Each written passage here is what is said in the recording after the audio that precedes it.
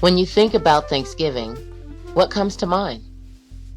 Indians, pilgrims, turkey, cranberry sauce, etc., etc. Why do we as Americans celebrate this most official national holiday? What do the Native Americans think about Thanksgiving? Did the Pilgrims and the Indians celebrate together?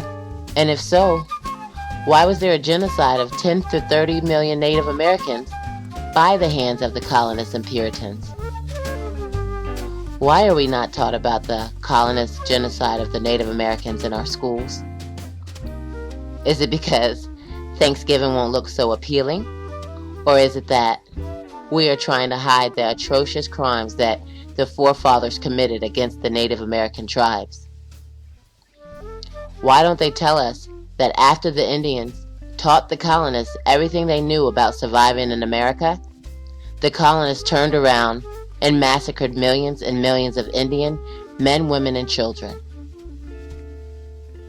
This is the version of the Thanksgiving story that was handed down and that is being taught in schools, brainwashing our youth. The American tradition. After some exploring, the Pilgrims chose the land around Plymouth Harbor for their settlement. Unfortunately, they had arrived in December and were not prepared for the New England winter. However, they were aided by friendly Indians who gave them food and showed them how to grow corn. When warm weather came, the colonists planted, fished, hunted, and prepared themselves for the next winter. After harvesting their first crop, they and their Indian friends celebrated the first Thanksgiving. This is the typical story, but what it does not tell you ruins the perceived meaning of the national holiday. The colonists, along with the Puritans, almost wiped out the Native American populace. The colonists did not like the Indians. They saw the Native Americans as uncivilized and satanic heathens. These same colonists that left England for freedom and religious rights are the same ones that used pestilence, disease, fire, and superior weapons to kill and suppress the natives so that they could steal their land. Below, James W. Lowen speaks on Thanksgiving and one of the lethal weapons that helped kill the native tribes. James W. Lowen. Lies my teacher told me. Many college students are unaware of the horrific plague that devastated and significantly reduced the population of natives after Columbus' arrival in the New World. Most diseases came from animals that were domesticated by Europeans. Cowpox from cows led to smallpox, which was later spread through gifts of blankets by infected Europeans. John Winthrop, the governor of Massachusetts Bay Colony, said that the plague was miraculous. Winthrop's letter to a friend in England in 1634 stated, "But for the natives in these parts, God hath so pursued them, as for 3,000 miles space, the greatest part of them are swept away by the smallpox, which still continues among them. So as God hath thereby cleared our title to this place, those who remain in these parts, being in all not 50, have put themselves under our protect." Later, John Winthrop states, "A day of thanksgiving, thanking God that they had killed 700 plus men, women, and children. It was signed into law that this day forth shall be a day of celebration and thanksgiving for subduing the Pequots." Is this what we're celebrating? The deaths of over 700 men, women, and children? Is that something to be thankful for? William Bradford, governor of Plymouth, talks about another weapon that killed Native Americans. Those that escaped the fire were slain with the sword. Some hewed to pieces, others run through with their rapiers, so that they were quickly dispatched and very few escaped. It was conceived they thus destroyed about 400 at this time. It was a fearful sight to see them thus frying in the fire. Horrible was the stink and scent thereof, but the victory seemed a sweet sacrifice, and they gave the prayers thereof to God, who had wrought so wonderfully for them.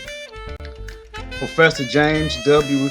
Lowen states, "Thanksgiving is full of embarrassing facts. The Pilgrims did not introduce the Native Americans to the tradition. Eastern Indians had observed autumnal harvest celebrations for centuries. Our modern celebrations date back only to 1863. Not until the 1890s did the Pilgrims get included in the tradition. No one even called them Pilgrims until the 1870s. Many Native Americans do not celebrate Thanksgiving. What they celebrate is a national day of mourning in the remembrance of the Native Americans' demise in colonial times. Thanksgiving is a day of backstabbing and genocide, covered with a layer of patriotism and fabricated truths. It is all woven together with big family dinners and family gatherings. We stand with the Native Americans in recognizing that day as a national day of mourning for a people that was brutally murdered and kicked off their land. We truly feel the Native Americans because they were murdered and thrown off their land, and we as African Americans were taken from our land to be enslaved and murdered.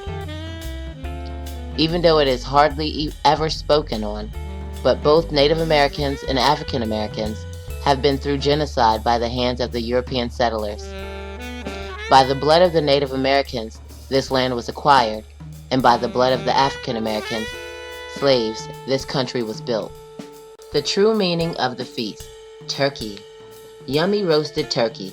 If we only knew the true tradition behind this poultry, we would hesitate to run out and buy one on whatever date Thanksgiving falls on. The turkey represents the 77 million Indians that were murdered for their land. It depicts the decapitation on Indian men. The colonists would kick their heads around for sport and gallivant around the town with beheaded Indian soldiers. It was reported that they kept an Indian chief's head impaled on a staff in their courtyard for about 29 years. Now, this genocide of a people is absolutely wrong, and we should mourn with our Indian brothers, for they withstood a grave injustice at the hands of the earliest settlers and colonists.